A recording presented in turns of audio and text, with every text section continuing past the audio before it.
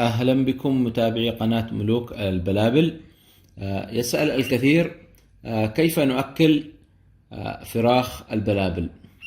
طبعا البلبل بعد أن نأخذه من عند الأم، أو مثلا نجد البلبل في أي مكان بلبل صغير.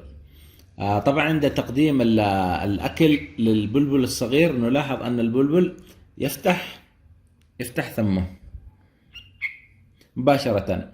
يعني مثلا نأخذ قطعة بيض، أو مثلا نأخذ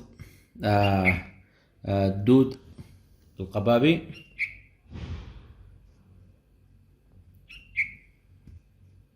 ونقدمها مثلا للفرخ. نلاحظ أن الفرخ مباشرة يفتح ثمه مباشرة.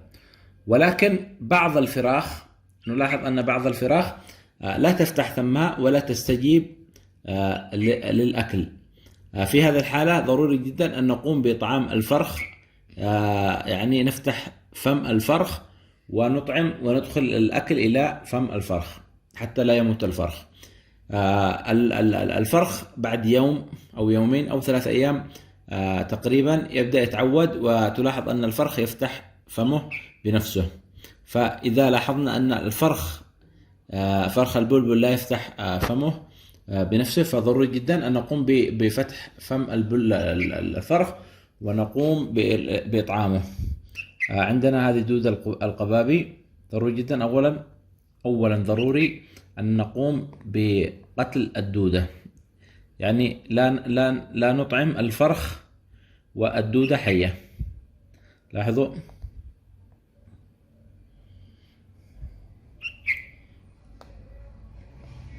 الآن أصبحت الدودة ميتة. نطعم الفرخ. كيف نطعم الفرخ؟ طبعا عندنا هذا الفرخ لا يفتح فمه، فضروري جدا أن نقوم بإطعامه غصب عنه.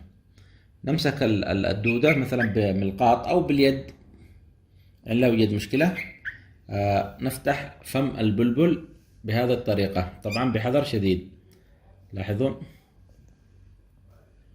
وندخل الدودة في فم. لاحظوا أن الفرخ أكل الدودة. الآن سوف نقوم بنعطي الفرخ مثلا قطعة بيض بنفس الطريقة أيضا،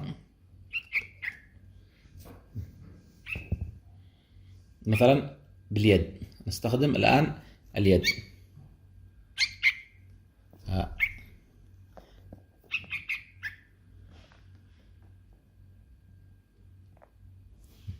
نأخذ قطعة البيض وندخلها في فم البلبل. لاحظوا، وبهذه الطريقة أكلنا البلبل، فرخ البلبل، بطريقة سهلة. طبعا هذه البلابل أو فراخ البلابل التي لا تفتح فمها، ولكن البلبل إذا كان يفتح فمه فالطريقة تكون سهلة جدا جدا. هذا، ونتمنى لكم فائدة، وإلى اللقاء في مقطع قادم إن شاء الله.